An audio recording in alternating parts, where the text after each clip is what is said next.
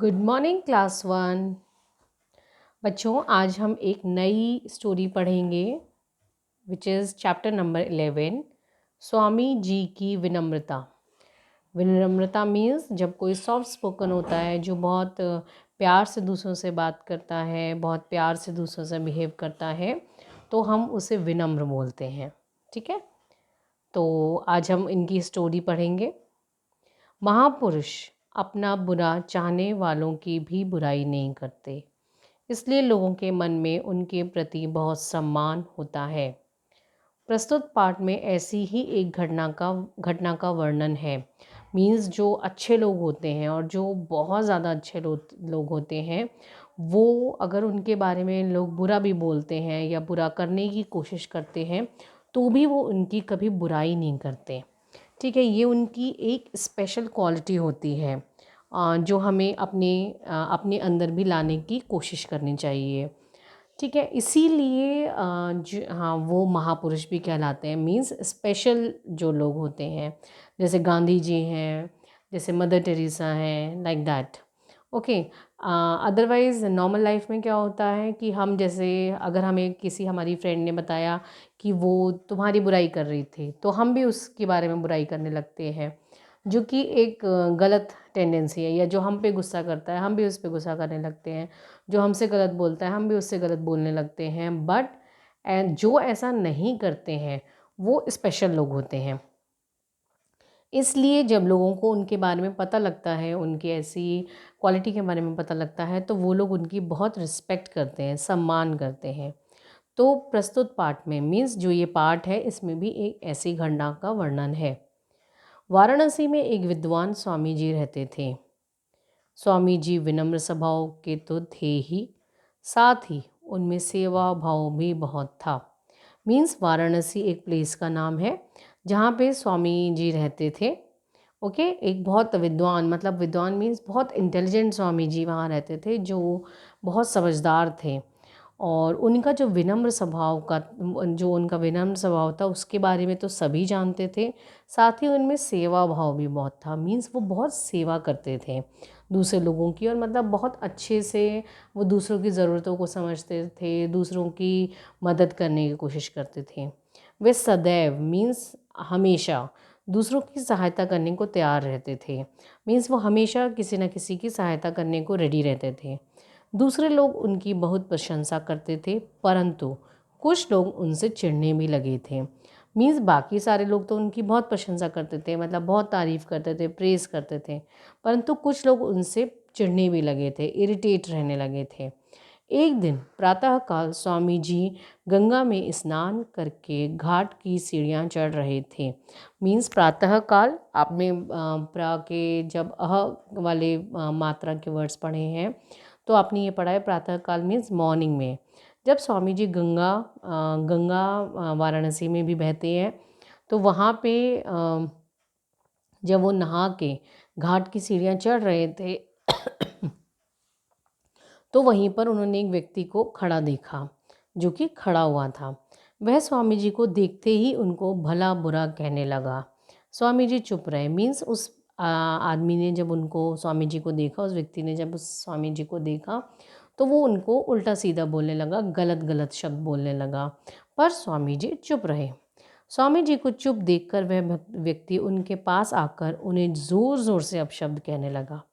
Means पहले तो वो दूर से बोल रहा था उनके बारे में गलत गलत बातें, बट जब उसने देखा कि ये तो चुप हैं, तो उसे सरप्राइज़ हुआ, उसे और भी गुस्सा आया, और वो उनके पास आके उन्हें ज़ोर ज़ोर से गलत शब्द बोलने लगा। अपशब्द मीन्स गलत जो वर्ड्स होते हैं। यह सब देखकर पास खड़े एक नवयुवक से ना रहा गया। मीन्स जब वहाँ पर खड़ा हुआ एक युवक, एक यंग जो आदमी था, वो वहाँ देख रहा था, और ये सब देखकर उससे रहा नहीं गया। मीन्स वो उसे ये समझ में नहीं आ रहा था कि स्वामी जी चुपचाप क्यों खड़े हुए हैं। वह स्वामी जी के पास आया और हाथ जोड़कर कहने लगा, स्वामी जी, आपका शरीर इतना बलवान है, यदि आप इस आदमी को एक झापड़ मार दें तो यह सीढ़ियों पर लुढ़कने लगे। उसने क्या आकर बोला स्वामी जी से हाथ जोड़कर कि आप तो इतने स्ट्रॉन्ग हो, बलवान है, आपका शरीर इतना बलवान है, इतना स्ट्रॉन्ग है, अगर आप इसको एक ज़ोर से थप्पड़ मार दें तो ये तो लुढ़कने लगेगा, सीढ़ियों में गिर पड़ेगा ये। फिर भी आप इतनी गलत बातें चुपचाप सुन रहे हैं। मीन्स उसने कहा कि इतने स्ट्रांग होने के बाद में भी आप इतनी गलत बातें इस आदमी की सुन रहे हैं।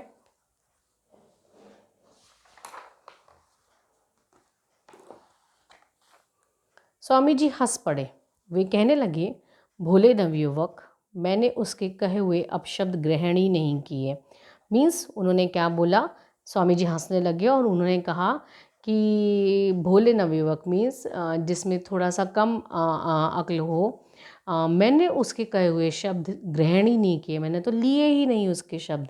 ग्रहण मीन्स कि हम जब खाने, जैसे खाना खाने को ग्रहण करना बोलते हैं, जब हम कोई चीज़ अपने अंदर सिस्टम में लेते हैं, अपनी बॉडी में या माइंड में, तब उसे ग्रहण करना बोलते हैं।